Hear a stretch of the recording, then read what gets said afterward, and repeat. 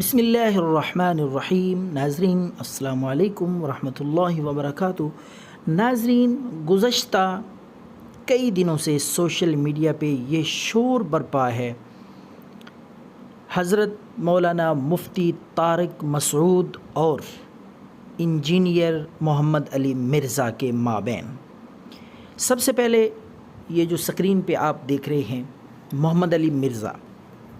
Engineer صاحب نے یہ دعویٰ کیا تھا کہ میں چیلنج کرتا ہوں مفتی طارق مسعود صاحب کو کہ وہ یہاں آئیں، میں بیٹھنے کو، بات کرنے کو تیار ہوں، مناظرے کے لیے تیار ہوں، وہ یہاں آئیں۔ لیکن ساتھ ہی محمد علی مرزا نے یہ بھی پیشین گوئی کر دی، بلکہ دعویٰ کر دیا کہ وہ نہیں آئیں گے، کبھی بھی وہ نہیں آ سکتے، یہ میری کرامت ہے۔ اب آپ کو اس ویڈیو میں دکھانے جا رہے ہیں کہ کس طریقے سے مفتی محمد طارق مسعود نے محمد علی مرزا کے اس دعوے کو جھوٹا ثابت کیا ہے، اور وہ فیصلہ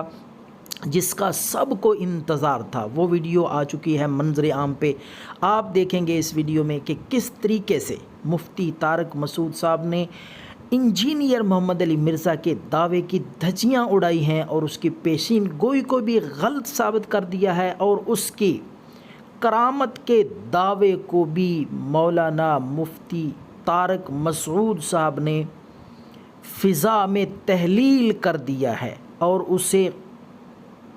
جھوٹا ثابت کرنے میں مولانا طارق مسعود صاحب نے کراچی سے چل کے اتنا طویل سفر طے کرتے ہوئے، دور دراز کا سفر طے کرتے ہوئے آ کے جہلم کے مین چوک میں ایک ویڈیو بنا کے تہلکہ مچا دیا ہے، اور ان کی وہ ویڈیو سوشل میڈیا پہ اس طریقے سے وائرل ہو چکی ہے، اور انہوں نے محمد علی مرزا کی پیشین گوئی کو جھوٹا ثابت کر کے اور اس کے دعوے کی دھجیاں اڑا کے یہ ثابت کر دیا ہے کہ یہ اس کی کرامت نہیں تھی، بلکہ اس کی گیدڑ بھبکی، اور اس کا ایک وہم تھا، اس کا ایک ظام تھا، خام خیالی تھی، جس میں مولانا طارق مسعود صاحب نے، مفتی طارق مسعود صاحب نے اس کو جھوٹا ثابت کر دیا ہے۔ ایک بات میں تو وہ جھوٹا ثابت ہو گیا، جس میں اس نے یہ دعویٰ کر کے اپنے ماننے والوں کو یہ باور کرانے کی کوشش کی کہ میں بہت کوئی بڑا اللہ کا ولی ہوں اور یہ میری کرامت ہے۔